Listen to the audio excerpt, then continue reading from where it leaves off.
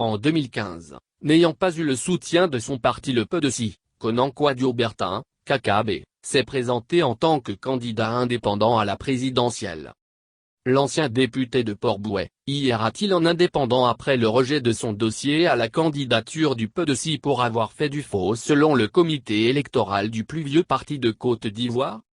En tout cas, dans un échange avec la presse ce lundi 6 juillet 2020, Bertin Konan Kwadwo, qui a reçu ce jour la décision de rejet de sa candidature par le comité électoral du PDC, a fait remarquer qu'il ne reconnaissait pas ce dit comité et cette décision rendue.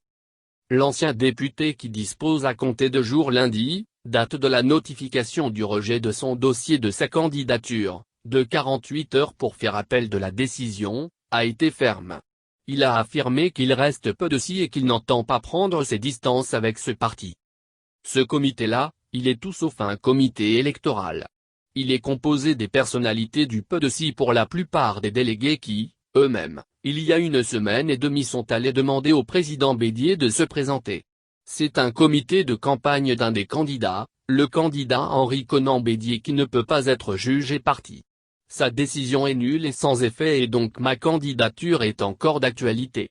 Je vais demander que soit mis en place un comité paritaire composé des membres des deux candidats de sorte à garantir un processus neutre et transparent, a affirmé Bertin Konan Kwadwo. Sur la question des faux documents fournis dont il est accusé, KKB a catégoriquement rejeté ces allégations. Je n'ai jamais fourni de faux documents. Le président Henri Konan Bédié a été investi par son village d'Akro.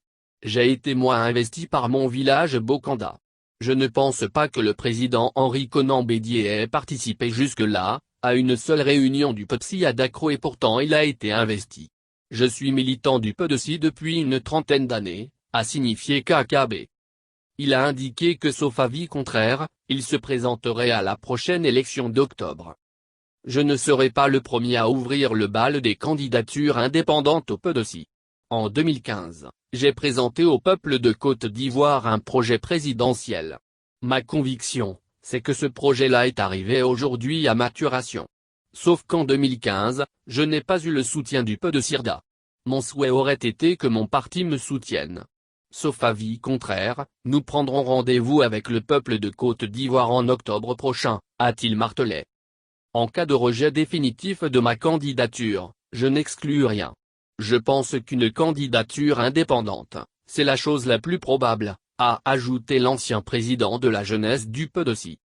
Pour KKB, l'on l'accuse des choses auxquelles il ne se reconnaît pas et que sa candidature est une chance pour le plus vieux parti si l'on analyse avec lucidité la situation.